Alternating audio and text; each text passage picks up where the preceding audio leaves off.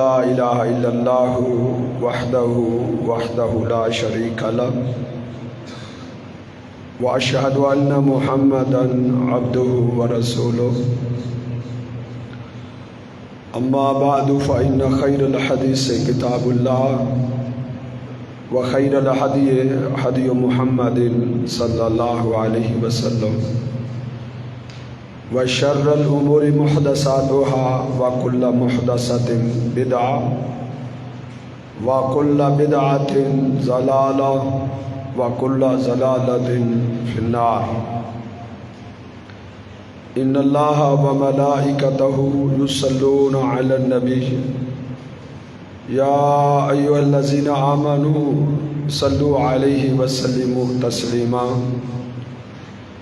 اللهم صل على محمد وعلى آله وأصحابه وسلم اعوذ باللہ السمیع العلیم من الشیطان الرجیم بسم اللہ الرحمن الرحیم ان اللہ یأمرکم ان تؤدوا الامانات الى اہلها قال النبی صلی اللہ علیہ وسلم آیت المنافق ثلاث اذا حدث کذب واذا وعد اخلف واذا اؤتمن خان او کما قال النبی صلی اللہ علیہ وسلم۔ جہنم میں سب سے زیادہ سخت سزا اور جہنم میں سب سے زیادہ بدترین طبقہ منافقین کا ہے۔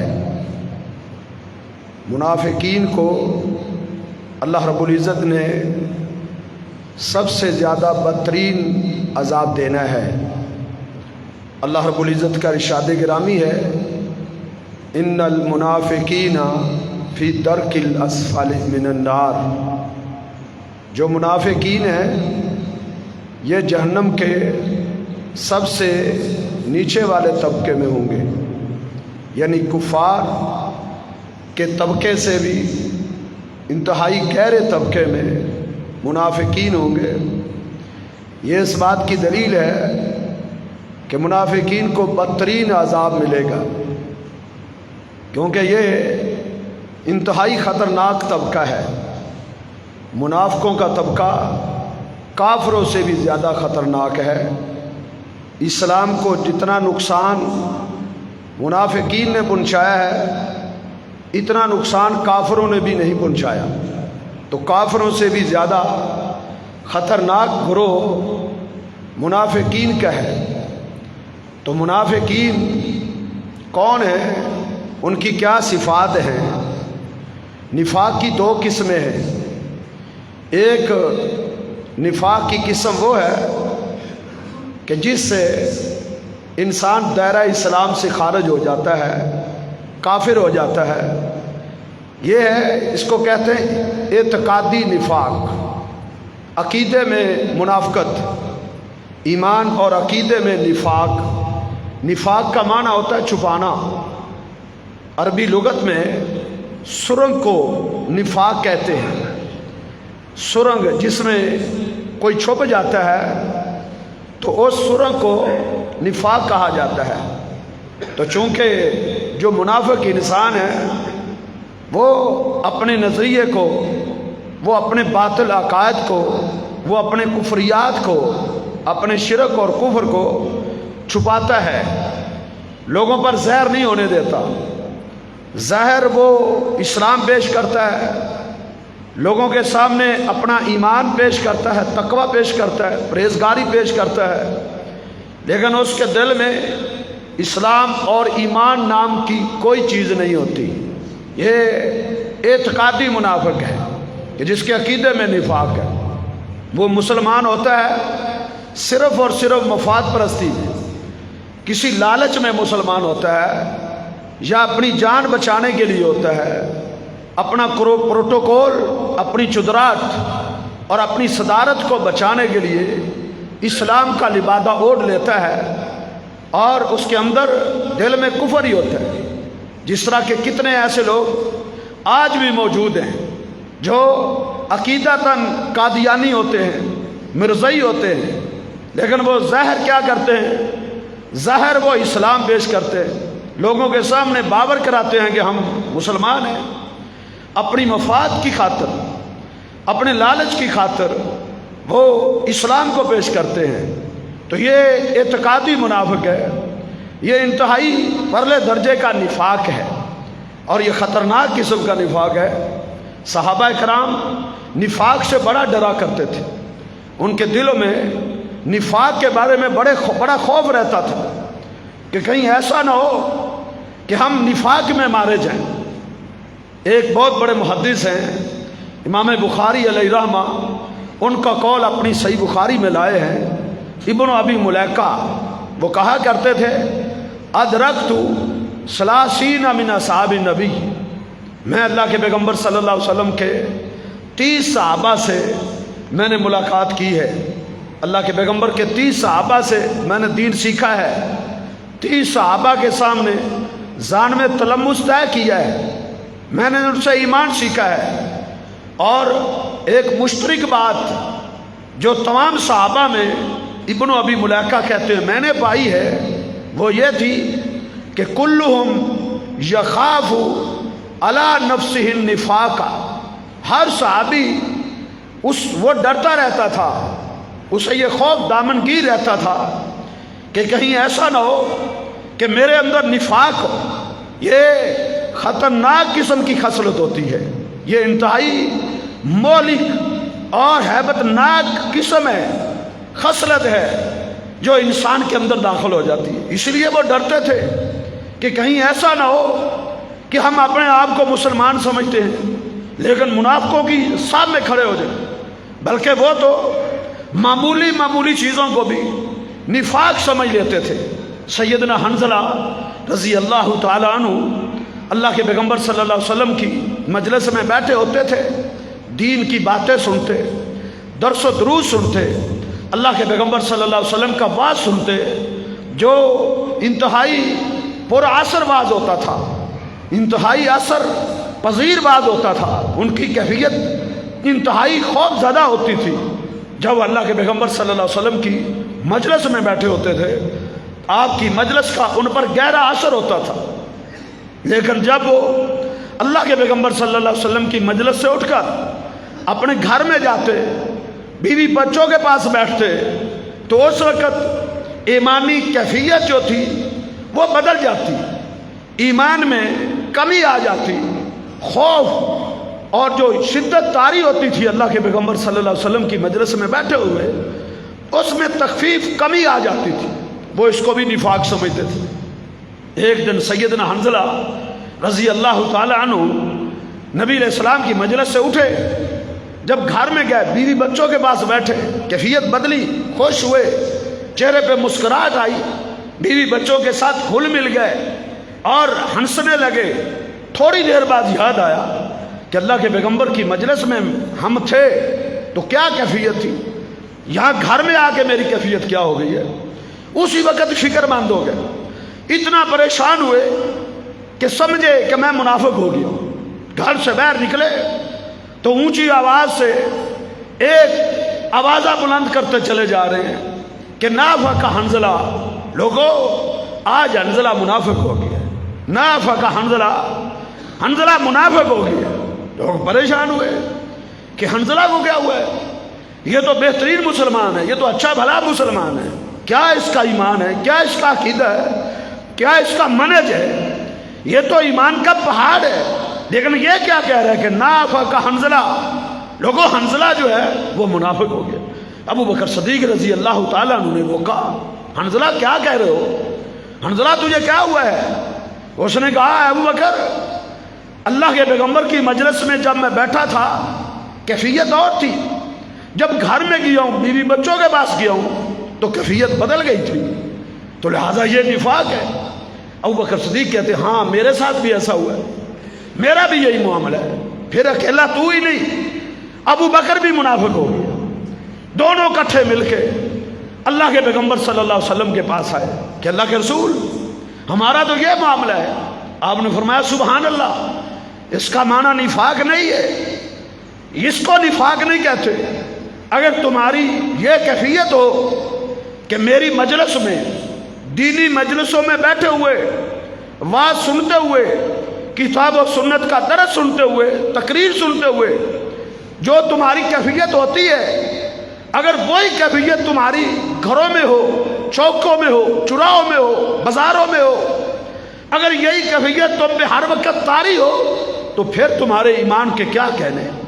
صافحتکم الملائکہ، پھر تو تمہیں اللہ کے فرشتے آ کے سلامی دے، تمہارے ایمان کو سلوٹ پیش کرے، اگر تمہاری یہ کیفیت ہو کہ ہر وقت تم اسی کیفیت میں ہو۔ جس وقت انسان بات سنتا ہے اس وقت اس کا ایمان بڑا ہوتا ہے۔ انما المؤمنون الذین اذا ذکر اللہ وجلت قلوبهم واذا تلیت علیہم آیاتہ زادتہم ایمانا۔ یہ اہل ایمان کی نشانی ہے، یہ منافقین کی نشانی نہیں ہے۔ الایمان یزید و ینقص، ایمان بڑھتا اور کم ہوتا ہے، تو یہ مومن کا ایمان بڑھتا اور کم ہوتا ہے، منافق کا نہیں۔ یہ مومن کی نشانی ہے کہ جب اللہ رب العزت کا ذکر کیا جاتا ہے، اللہ رب العزت کی نعمتوں کا، اللہ رب العزت کے انعام کا، انعامات کا، اللہ رب العزت کی رحمت کا، اللہ رب العزت کے عذابوں کا ذکر کیا جاتا ہے، تو واجلت قلوبہم، ان کے دل دہل جاتے ہیں، ہیبت طاری ہو جاتی ہے، اللہ کا خوف طاری ہو جاتا ہے۔ وَإِذَا تُلِيَتْ عَلَيْهِمْ آیَاتُهُ، جب اللہ رب العزت کی آیات اہل ایمان سنتے ہیں، واز سنتے ہیں، زادتہم ایمانا، ان کے ایمان بڑھ جاتے ہیں، ایمان میں تازگی آ جاتی ہے، ایمان میں ہریالی آ جاتی ہے، ایمان میں رونق پیدا ہو جاتی ہے، ایمان بڑھ جاتا ہے، کھلکھلا اٹھتا ہے، ایمان کے اندر پاور پیدا ہو جاتی ہے، ایمان کے اندر قوت و طاقت آ جاتی ہے۔ قرآن کی آیات سنتے ہیں، بات سنتے ہیں، یہ ایمان کی علامت ہے، یہ نفاق کی علامت نہیں۔ آپ نے فرمایا ذرا اس کو نفاق نہیں کہتے، تمہاری ایک حالت ہر جگہ پہ نہیں ہو سکتی۔ دینی مجلسوں میں بیٹھو گے کیفیت اور ہے، دنیاوی مجلسوں میں جاؤ گے تو کیفیت اور ہوتی ہے۔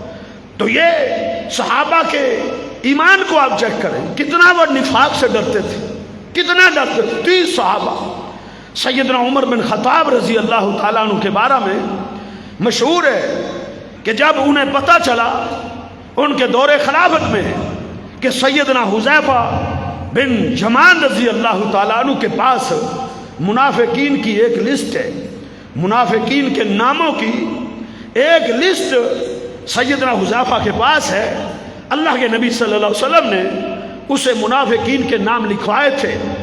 تو عمر بن خطاب رضی اللہ تعالیٰ عنہ کو جب یہ پتہ چلا تو انہوں نے سیدنا حذیفہ بن یمان کو اپنی کچہری میں طلب کیا، بلایا۔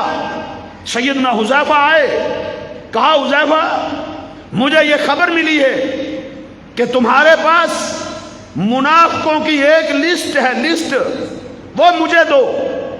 سیدنا حذیفہ بن یمان رضی اللہ تعالیٰ عنہ فرمانے لگے امیر المومنین، آپ کا حکم، آپ کا آرڈر میری ساروں آنکھوں پہ، لیکن یہ اللہ کے نبی کا راز تھا، ھذا سر النبی، اللہ کے پیغمبر صلی اللہ علیہ وسلم کا یہ راز ہے، راز میں نہیں بتا سکتا، یہ راز ہے۔ کیسے راز ہے؟ کہا نبی علیہ السلام نے جب مجھے منافقین کے نام لکھوائے تھے اس وقت آپ نے اپنے حجرہ مبارک سے اپنی بیویوں کو بھی اٹھا دیا تھا، وہاں سے بھیج دیا تھا ان کو کہ کوئی بھی ادھر نہ رہے، اس قدر مخفی رکھا، اللہ کے پیغمبر نے پوشیدہ رکھا اس راز کو۔ میں اللہ کے نبی صلی اللہ علیہ وسلم کا جو راز ہے وہ آپ کو نہیں بتا سکتا۔ عمر بن خطاب رضی اللہ تعالیٰ عنہ خاموش ہو گئے، ایک معقول بات تھی، ایک معقول عذر پیش کر دیا گیا تھا، اب کیا کہہ سکتے تھے، خاموش ہو گئے۔ تھوڑی دیر گزری، سیدنا حذیفہ خود بیان کرتے ہیں کہ میری نظر جناب امیر المومنین کے چہرے پہ پڑی تو میں نے کیا دیکھا، عمر بن خطاب رضی اللہ تعالیٰ عنہ کی جو داڑھی مبارک تھی وہ آنسوؤں سے بھاگ چکی ہے، آنسوؤں سے تار ہو چکی، اتنا روئے کہ داڑھی بھیگ گئی، اور روتے ہوئے کہنے لگے अनशुदुका बिल्लाह या हुज़ैफा, ए हुज़ैफा मैं तुझे अल्लाह का वास्ता दे के कहता हूँ, अनशुदुका बिल्लाह या हुज़ैफा, ए हुज़ैफा मैं तुझे अल्लाह की कसम दे के कहता हूँ, अल्लाह का वास्ता दे के कहता हूँ, चलो तुम मुझे उन मुनाफिकीन की लिस्ट तो ना दो, लेकिन इतना तो मुझे बता दो उस लिस्ट में मैं उमर का नाम तो नहीं हूँ, कहीं मेरा नाम तो नहीं उसमें लिखा हुआ, बस इतना तो बता दो। हुज़ैफा रो पड़े, कहते हैं ला या अमीरुल मोमिनीन, ऐ अमीरुल मोमिनीन नहीं, आपका उस लिस्ट में नाम कैसे हो सकता है? आपका कितने ईमान वाले थे, क्या ईमान की पावर थी, क्या ईमान की कुव्वत थी जो अल्लाह ने उमर बिन खत्ताब को ईमान की दौलत अता कर रखी थी, क्या ईमान था। उमर बिन खत्ताब रजी अल्लाह ताला अन्हु का ईमान और उसके पलड़े में पूरी उम्मत का ईमान एक पलड़े में हो, उमर बिन खत्ताब का ईमान पूरी उम्मत के ईमान से भारी, क्या ईमान था। उनके ईमान के अंदर पावर ही थी, कुव्वत ही थी।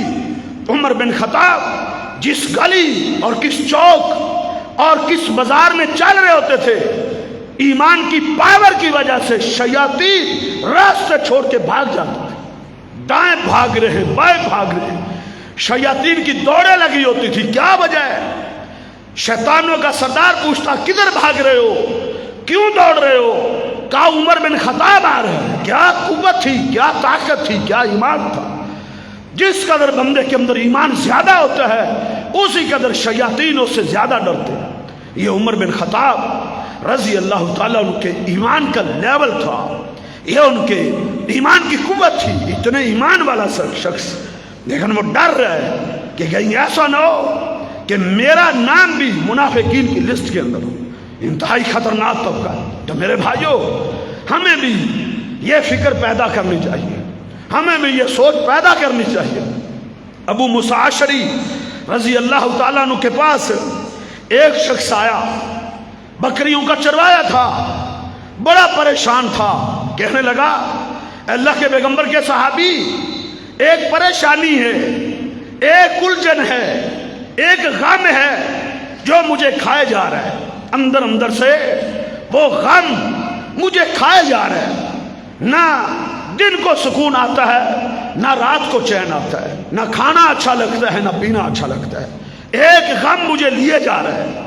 साहबी रसूल ने पूछा या रायल गनम, और बकरियों के चरवाहे क्या गम है, क्या टेंशन है, क्या हुज़न है, क्या मसला है। उसने कहा मुझे गम ये है कि मुझे पता नहीं चल रहा कि मैं मोमिन हूं कि मुनाफिक हूं, मुझे ये पता नहीं चल रहा। कैसे पहचानूं अपने आप को, कौन सा पैमाना है, कौन सा थर्मामीटर है, कैसे पहचानूं कि मैं सही ईमान वाला हूं या मेरे ईमान में निफाक की मिलावट है। सैयदना अबू मूसा अशरी रजी अल्लाह ताला अन्हु फरमाने लगे, कहा मैं आपसे कुछ सवालात करने वाला हूं, मेरे सवालों का तूने सही सही जवाब देना है, झूठ नहीं बोलना। कहा पूछे, क्या पूछते हो। कहा मेरा सवाल ये है कि जब तू अकेला होता है, कोई तुझे देखने वाला नहीं होता, नमाज का वक़्त हो जाए तो क्या तू नमाज को सही वक़्त पर अदा करता है। बस मेरे सवाल का सही जवाब दे दो, मैं नतीजे पे पहुंच जाऊंगा तेरे ईमान का लेवल क्या है, उसमें निफाक और मुनाफकत है या नहीं है, मुझे ये बताओ। उसने क्या कहा, उसने कहा अबू मूसा अशरी आना राइयल गनम, मैं बकरियों का चरवाया हूं और जोर और असर दो नमाजें मेरी ऐसी है जो मुझे सहरा में पढ़नी पड़ती है, वो जंगलों में होती है, पहाड़ों पे होती है, वादियों में होती है। अबू मूसा मेरा रब जानता है, मेरा रब जानता है कि जब नमाज का वक़्त होता है मैं अकेला होता हूँ, अकेला अजान देता हूँ, अकेला इकामत कहता हूँ और अकेला जमात करवा के नमाज पढ़ता हूँ, मेरा रब जानता है। सैयदना अबू मूसा अशरी रजी अल्लाह ताला अन्हु फरमाने लगे अबशिर, फिर गम छोड़ दे, फिर फिक्र छोड़ दे, अबशिर खुश हो जा, खुश हो जा, निफाक तेरे करीब भी नहीं, تو نفاق سے پاک ہے. کیوں؟ ان المنافقا لا یصلی حیث لا یراہ الناس. منافق اس وقت نماز پڑھتا ہے جب لوگوں کے ساتھ ہوتا ہے. جب اکیلا ہوتا ہے وہ نماز نہیں پڑھتا. جب اسے کوئی دیکھنے والا نہیں ہوتا وہ نماز کے قریب ہی نہیں جاتا. کہا تو صحیح ایمان والا ہے. یہ ہمارے اسلاف صحابہ تابعین کے ایمان کا لیول تھا. یہ ان کی فکر تھی, یہ ان کی سوچ تھی. آج ہم سینے پہ ہاتھ مار کے کہتے ہیں ہم جنتی نہیں تو پھر کون جنتی, ہم ایماندار نہیں تو اور کون ہے. نہیں میرے بھائیوں, مومن کا معاملہ بین الخوف والرجاء, خوف اور امید کے درمیان ہوتا ہے. اس کو امید بھی لاحق ہوتی ہے, ساتھ ساتھ ڈر بھی ہوتا ہے. پتہ نہیں کیا بنے گا, پتہ نہیں میری نیکیاں قبول بھی ہیں کہ نہیں, پتہ نہیں میرا ایمان اللہ کے ہاں قابل قبول ہے یا نہیں. یہ کھٹکا, یہ خوف ایک مومن کے ساتھ لگا ہوتا ہے. لا یخاف الا مومن ولا امنہ الا منافق. ایک مومن کے دل میں خوف ہوتا ہے, منافق نڈر بے خوف ہوتا ہے, اسے کوئی خوف نہیں, اسے کوئی مسئلہ نہیں ہے.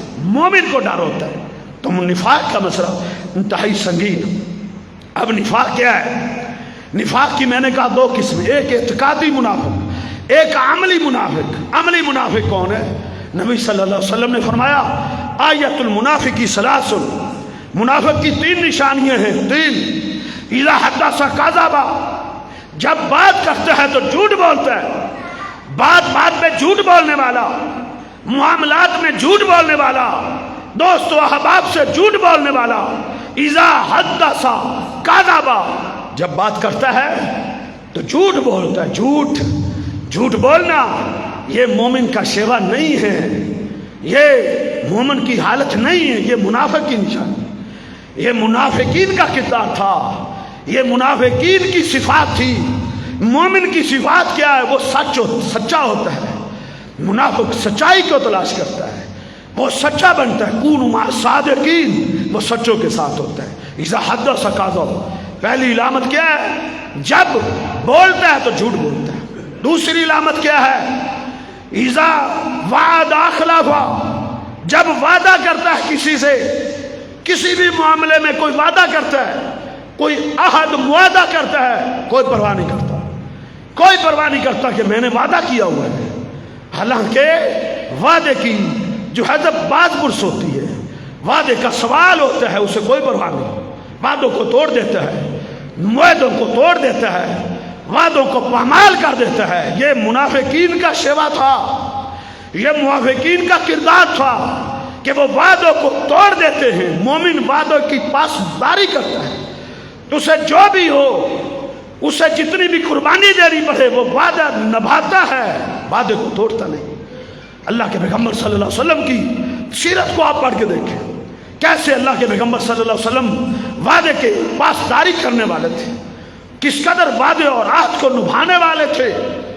صحابہ کرام کا ایک گروہ, ان کو کفار نے گھیر لیا, ایسا گھیرا کہ چھوڑنے کا نام نہیں لیتے تھے, قتل کرنا چاہتے تھے. انہوں نے کہا ہمیں چھوڑ دو. انہوں نے کہا ایک شرط پہ ہم چھوڑتے ہیں, تم ہم سے وعدہ کرو کہ مسلمانوں کے ساتھ مل کر اس جنگ میں تم ہمارے مقابلے میں نہیں آؤ گے. وعدہ کرو کہ ہمارے مقابلے میں اللہ کے نبی کے ساتھ مل کر لڑنے نہیں آؤ گے. انہوں نے وعدہ کر لیا اپنی جان بچانے کے لیے.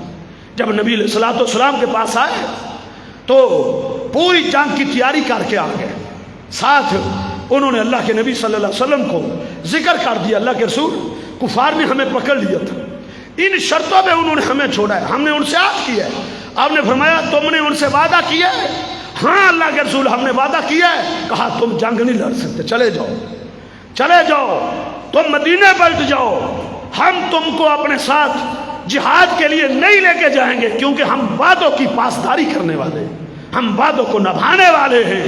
وعدہ بھلے کسی کافر سے کیوں نہ ہو, اس وعدے کو نبھایا جاتا ہے.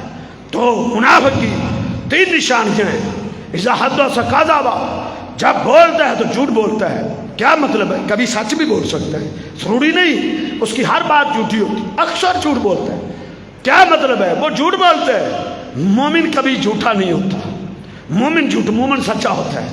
दूसरी चीज क्या है कि मुनाफिक वादों को मुआहदों को तोड़ देता है। तीसरी लामत वइज़ा तोमिन खाना, जब उसके पास किसी चीज को सुपुर्द किया जाता है, उसके पास कोई अमानत होती है, किसी की अमानत है, उस अमानत की हिफाजत नहीं करता, सही सलामत बगैर खयानत के अमानतदारों को वापस नहीं करता, बल्कि उसमें खयानत करता है, डंडी मारता है, हक वालों को उनका हक नहीं देता, उनके हक को पामाल करता है। जिसके पास किसी का हक है वो अमानत है, वो कर्ज की शक्ल में हो, वो किसी भी शक्ल में हो, वो उसकी पासदारी नहीं करता। आप देखें अल्लाह के नबी सल्लल्लाहु अलैहि वसल्लम के पास कुफार की अमानतें मौजूद थी, जो आपके खून के प्यासे थे, जो आपकी जान के दुश्मन थे, जिन्होंने अल्लाह के पैगंबर सल्लल्लाहु अलैहि वसल्लम के घर को घेरा हुआ था और पूरा मुहासरा किया हुआ था। आज जाने नहीं पाएगा, आज बच नहीं सकेगा।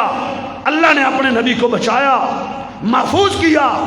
अल्लाह के नबी ने अपने बिस्तर पर अलीउल मुर्तज़ा रज़ी अल्लाह ताला अन्हु को लिटाया और काफिरों की अमानतें हजरत अलीउल मुर्तज़ा रज़ी अल्लाह ताला अन्हु के सुपुर्द की। अली, इन अमानतों को महफूज करो, ये फलां की अमानत है, ये फलां की है, ये फलां की है, ये फलां की है। जाओ सीरत की किताबें उठा के देखो, जाओ तारीख की किताबें उठा के देखो। अल्लाह के नबी ने जिस का नाम लिया था वो तलवारें लेकर अल्लाह के नबी सल्लल्लाहु अलैहि वसल्लम के घर का मुहासरा किए हुए थे। लेकिन अल्लाह के नबी क्या कह रहे हैं कि तुम ये अमानतें इनको सुबह वापस कर देंगे। क्यों? हम अमानतों में खयानत करने वाले नहीं हैं। ये हमारा इस्लाम है, ये हमारा दीन है, ये दीन है मेरे भाइयों। अमानतों में खयानत करना ये मुनाफिकीन का काम है, ये अहले इस्लाम का काम नहीं है। अहले इस्लाम अमानतों को सही अदा करते हैं, सही पहुंचाते हैं। आप उठा के देखें कुतुब तवारीख को, हमारे असलाफ सहाबा किराम किस कदर अमानत की पासदारी करने वाले थे। सैयदना अब्दुल्लाह बिन मसूद बड़े ईमान वाले थे, बहुत बड़े ईमान वाले। अल्लाह के नबी सल्लल्लाहु अलैहि वसल्लम ने जिनके बारे में कहा था क्या अब्दुल्ला, तेरी एक पिंडली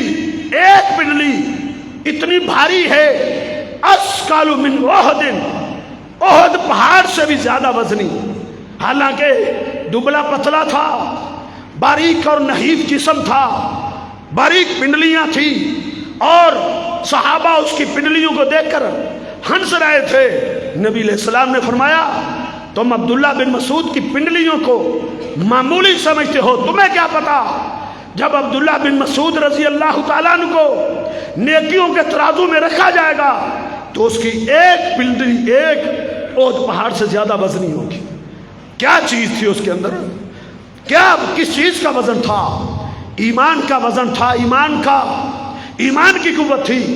नबी अलैहिस्सलाम के पास एक दिन आए, कहने लगे अल्लिमनी या रसूल अल्लाह, अल्लाह के रसूल मुझे तालीम दीजिए, ईमान को सीखना चाहता हूँ, अमल को सीखना चाहता हूँ, दीन को सीखना चाहता हूँ। नबी अलैहिस्सलाम ने क्या कहा? आपने फरमाया इन्नका गुलैमुन मुअल्लमुन, ऐ अब्दुल्ला तू तो पहले सिखलाया हुआ है, तू तो पहले सीखा हुआ है। पहले क्या सीखा था? अब्दुल्ला बिन मसूद ने इस्लाम में दाखिल होने से पहले, इस्लाम का कलिमा पढ़ने से पहले, अल्लाह के पैगंबर के हाथ पर बैत करने से पहले क्या सीखा हुआ था? आपने फरमाया अब्दुल्ला तू पहले से सीखा हुआ है। किसकी तरफ आपने इशारा किया? जब अब्दुल्ला बिन मसूद अभी मुसलमान नहीं हुए थे, अपने मालिक की बकरियां चारते थे, अपने आका की बकरियां चारा करते थे, मजदूर थे, मुलाजम थे, मुलाजमत में बकरियां चारा करते थे। नबी अलैहिस्सलातु वस्सलाम अबू बकर सदीक का गुजर हुआ, फरमाया अब्दुल्ला एक बकरी का दूध हमें निकालने दो, हमें भूख लगी है। अभी मुसलमान नहीं हुए थे तो क्या कहा था? कहा अल्लाह के पैगंबर ان بکریوں میں سے ایک بکری بھی میری نہیں ہے. انہا لسیدی، یہ ساری بکریاں میرے آقا کی ہیں، میرے مالک کی ہیں، یہ میرے پاس امانت ہے، میں اس میں خیانت نہیں کر سکتا. یہ امانت کی پاسداری انہوں نے سیکھی ہوئی تھی، ایمانت کی حفاظت جناب عبداللہ نے سیکھی ہوئی تھی. اس لیے آپ نے فرمایا تو تو پہلے سکھایا ہوا ہے، تو نے تو پہلے دین کو سیکھا ہوا ہے. میرے بھائیوں، امانت کی پاسداری کرنے والے بنے، یہ بہت بڑا عمل ہے اور مسائل اور مصیبتوں سے نکالنے والا عمل ہے، مشکلات کو رفع کرنے والا عمل ہے. انسان جو ہے امانت دار بن جائے، ایک ایک لقمے پہ جو ہے ایک لقمے پہ انسان پرکھ کرے کسی کا حق تو نہیں، اس میں کسی کی امانت تو غصب نہیں ہوئی، اس میں کسی قسم کی خیانت تو نہیں ہوئی. ایک لقمے کی پاسداری کرے. اللہ رب العزت اس کے لیے کیسے حالات پیدا کرتے ہیں، کیسے اللہ اس کو رزق دیتے ہیں.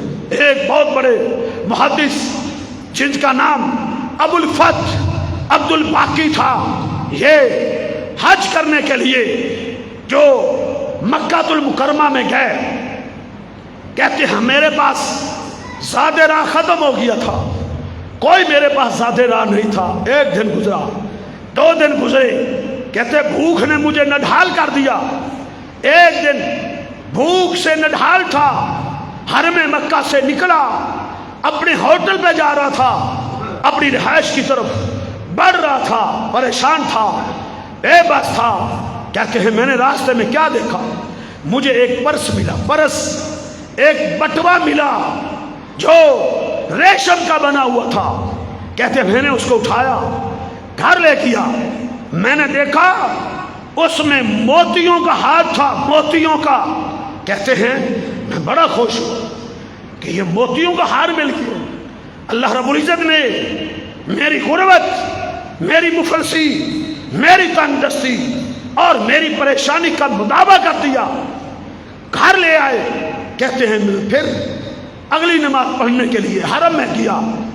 میں واپس آ رہا تھا تو ایک آدمی، ایک بوڑھا آدمی وہ پکار رہا ہے، لوگوں میرا ایک پرس گم ہوا ہے جس میں موتیوں کا ہار ہے، اس پرس کا یہ رنگ ہے، یہ اس کی حالت ہے، جس کو ملا ہے وہ ہار مجھے دے دے، میں اس کے بدلے میں اسے 500 اشرفیاں دوں گا. 500 اشرفیاں، سونے کے سکے، سونے کے 500 سونے کے سکے دوں گا. اس کا ہار کتنا مہنگا تھا، اس کا جو ہار تھا وہ 1,00,000 دینار کا تھا، 1,00,000 اشرفیاں تھی اس کے اندر، اس کی مالیت تھی. اس نے کہا میں 500 اشرفیاں اس کو انعام میں دوں. اس نے سنا، محمد بن عبد الباقی نے کہا بزرگ ادھر آؤ. اس کا ہاتھ پکڑا، اس کو گھر لے گئے، پوچھا تیرے پرس کا رنگ کیا ہے؟ یہ رنگ ہے. ہار کیسا ہے؟ ساری نشانیاں بتائی. کہا بالکل یہ اسی قسم کا، اسی رنگ کا، اسی کیفیت کا ایک پرس مجھے ملا ہے، لو یہ تیرا وہ پرس ہے. اس کے سپرد کر دیا. یہ ایمانت داری تھی، یہ ایمان تھا، یہ اسلام تھا، یہ دینداری تھی، یہ اسلام کی تعلیم تھی. اس کو اسلام کہتے ہیں. سبق پڑھ پہلے، امانت کا، دیانت کا، شرابت کا کام تو اس سے لیا جائے گا. دنیا کی امامت کا پہلے دیانت سیکھنی ہوگی. آج بددیانتی ہے، حکمرانوں سے لے کر رعایا تک. آج بڑے بڑے حکمران، بڑے بڑے آج سیاستدان آج پرلے درجے کے خائن بنے ہوئے ہیں. بلکہ قیامت کی نشانیاں کہ ایک اللہ کے نبی نے کہا تھا ایک وقت آئے گا پرلے درجے کا خائن آدمی، پرلے درجے کا بے دین آدمی، اس کو لوگ بڑا امانتدار سمجھیں گے، بڑا امانتدار. آج اپنی آنکھوں سے دیکھ رہے ہو پرلے درجے کے خائن، پرلے درجے کے بغیرت، پرلے درجے کے بے دین شخص، آج لوگ ان کو صادق الامین کہتے پھرتے ہیں. یہ صادق الامین ہے، یہ حالت بن گئی ہے. یہ قیامت کی واضح نشانیاں دکھائی دے رہی ہیں، لیکن یہاں دیکھیں کیا ایمان تھا، کیا تقویٰ تھا، واپس کر دیا۔ وہ کہتا ہے لو 500 اشرفیاں لے لو، کہا نہیں 500 اشرفیوں پہ میرا کوئی حق نہیں ہے، بھوکا تھا، پیاسا تھا، اور اس کے لیے تو مردار کھانا بھی حلال تھا۔ وہ چاہتا تو اس ہیرو والے ہار کو دبانے کے لیے بڑی فکی موشگافیاں نکال سکتا تھا، وہ چاہتا اس کے لیے بڑی گنجائشیں نکال سکتا تھا۔ جس طرح ہماری حالت ہوتی ہے، ہم کسی چیز کو حلال کرنا چاہتے ہو، ایک مولوی سے پوچھیں گے، ہماری مرضی کا فتویٰ نہیں، کسی اور سے پوچھیں گے، وہ نہیں تو کسی اور سے پوچھیں گے، وہ بھی نکال سکتا تھا۔ لیکن اس کا ایمان دیکھے، اس کا تقویٰ دیکھے۔ اس نے کہا نہیں اللہ کے بندے، یہ 500 دینار میں نہیں لوں گا، یہ مجھ پر جائز نہیں ہے، میں نے تجھ پر کوئی احسان نہیں کیا، میں نے تیرا حق ادا کیا ہے۔ ان اللہ یامرکم ان تؤدوا الامانات الی اہلھا، قرآن کہتا ہے امانتیں اس کے حقداروں کو واپس کر دو۔ کہا میں نے اللہ کے حکم پر عمل کرتے ہوئے تیرا حق واپس کیا، نہیں لیا تھا، بھوکا تھا، پیاسا تھا، ایک دینار بھی اس سے وصول نہیں کیا تھا ایک بھی۔ پھر آگے دیکھیں اللہ رب العزت کی رحمت نے کیسے جوش مارا، اس پر اللہ رب العزت کی رحمتوں کے دروازے کیسے کھلے، اللہ رب العزت نے اس کے رزق کے لیے کیسے دروازے کھولے۔ وَمَن يَتَّقِ اللَّهَ يَجْعَل لَّهُ مَخْرَجًا وَيَرْزُقْهُ مِنْ حَيْثُ لَا يَحْتَسِبُ، جو تقوی اختیار کرتا ہے، پرہیزگاری اختیار کرتا ہے، حرام نجائز مال سے بچ جاتا ہے، اللہ رب العزت مشکلات سے نکلنے کے لیے اس کے لیے راستے پیدا کر دیتے ہیں۔ وَيَرْزُقُهُ مِنْ حَيْثُ لَا يَحْتَسِبُ، اللہ اس کو ایسی جگہ سے رزق دیتے ہیں، ایسی جگہ سے اللہ اس کو نوازتے ہیں جس کا اس نے کبھی سوچا بھی نہیں ہوتا، وہم و گمان بھی نہیں کیا ہوتا۔ اللہ نے کیسے مشکلات رفع کی۔ آگے دیکھیں، آگے پڑھے، اصل دیدنی حالت منظر تو آگے ہے۔ محمد بن عبد الباقی کہتے ہیں میں اپنے ملک میں جانے کے لیے مکہ سے روانہ ہوا، راستے میں کشتی میں سوار ہوا، دریا کو عبور کرنا تھا، سمندر کو، تو کیا دیکھا، جب ہم دریا کے وسط میں پہنچے ایک تیز آندھی آئی، ایسی ہولناک آندھی تھی، ہیبت ناک آندھی تھی کہ اس نے پورے بیڑے کے پرخچے اڑا دیے، پھٹے علیحدہ علیحدہ ہو گئے، جتنے کشتی کے سوار تھے سب ڈوب گئے، اکیلا میں بچا۔ محمد بن عبد الباقی کہتے ہیں میں بچا، ایک پھٹے کے اوپر میں بیٹھ گیا، اللہ نے مجھے بچایا، ایک پھٹا میرے ہاتھ آیا، میں اس پر بیٹھ گیا، اور اس پر بیٹھ کے میں ایک جزیرے کے کنارے لگا۔ یہ ہے وَمَن يَتَّقِ اللَّهَ يَجْعَل لَّهُ مَخْرَجًا، اللہ مصیبتوں سے نکلنے کے راستے پیدا کر دیتے ہیں۔ پوری کشتی ڈوب گئی، کشتی کے سارے مسافر غرق ہو گئے، ایک بچا تھا، ایک جو امانتوں کا پاسبان تھا، جو دیانتدار تھا، عادل تھا، سچا تھا، لوگوں کے حقوق پہ، لوگوں کے مالوں پہ نظر رکھنے والا نہیں تھا، اس کو لوگوں کے حقوق سے بچنے والا تھا، اللہ نے اس کو بچایا۔ دیکھو آگے دیکھو، کہتے ہیں میں جزیرے میں داخل ہوا تو میں نے ایک مسجد دیکھی، میں اس مسجد میں داخل ہوا، لوگ نماز کی تیاری کر رہے تھے، میں نے نماز پڑھی، لوگوں نے مجھ سے پوچھا، اجنبی محسوس کیا، کہاں سے آئے ہو، کیسے آئے ہو، کہاں کے رہنے والے ہو؟ کہتے ہیں میں نے ساری صورتحال انہیں بتائی، انہوں نے کہا آپ ہمارے پاس رہیں، ادھر امامت کروائیں، ہمارے بچوں کو قرآن پڑھائیں، تعلیم سکھائیں، ہم تیرے نان و نفقہ سارے خرچے کا ذمہ لے لیتے ہیں۔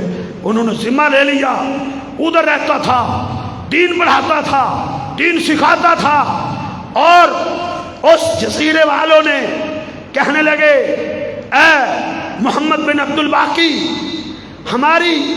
ہماری اس بستی کے اندر ایک مالدار بچی ہے، مالدار دولت والی ایک لڑکی ہے یتیم، ہے مالدار، ہم نے اس کا نکاح کرنا ہے، اس کی شادی کرنی ہے، لیکن ہم مناسب سمجھتے ہیں کہ اس کا نکاح ہم تیرے ساتھ کر دیں، تم اگر خوش ہو راضی ہو تو اس کا نکاح ہم تیرے ساتھ کر دیتے ہیں۔ وہ خوش ہوئے، کہتے ہیں ٹھیک ہے۔ اس کے ساتھ انہوں نے نکاح کیا۔ جب پہلی رات خلوت میں اپنی بیوی کے پاس گئے تو حیران و شجدر رہ گئے اور سراپا حیرت بن گئے، حیران دیکھ رہے ہیں۔ بیوی پوچھتی ہے او میرے سر کے تاج، حیران کیوں ہو گئے ہو، کیا مسئلہ ہے؟ ہکے بکے تھے، حیرت زدہ تھے، کیا ہو گیا ہے؟ کہتے ہیں یہ تیرے گلے میں جو ہار ہے، یہ ہار کون سا ہے؟ اس ہار کا ایک قصہ ہے۔ وہ پوچھتی ہے کیا قصہ ہے؟ کہا یہ ہار تو مجھے مکے کی گلیوں میں ملا تھا، ایک بزرگ کا تھا، اور وہ بزرگ میرے پاس آیا، میں نے اس کی امانت اس کو واپس کر دی، یہ تو وہ ہار تھا۔ اس بچی کی آنکھوں میں آنسو آ گئے، وہ رونے لگی، آپ دیدہ ہو گئی، وہ کہنے لگی وہ میرے سر کے تاج، وہ بزرگ میرا باپ تھا، اس کا ہار گم ہوا تھا، اس نے وہ تیرا ذکر کیا کرتا تھا، اکثر وہ بولا کرتا تھا، وہ کہا کرتا تھا ایک نوجوان میں نے دیکھا ہے، اس طرح کا مسلمان میں نے پوری زندگی میں کبھی نہیں دیکھا۔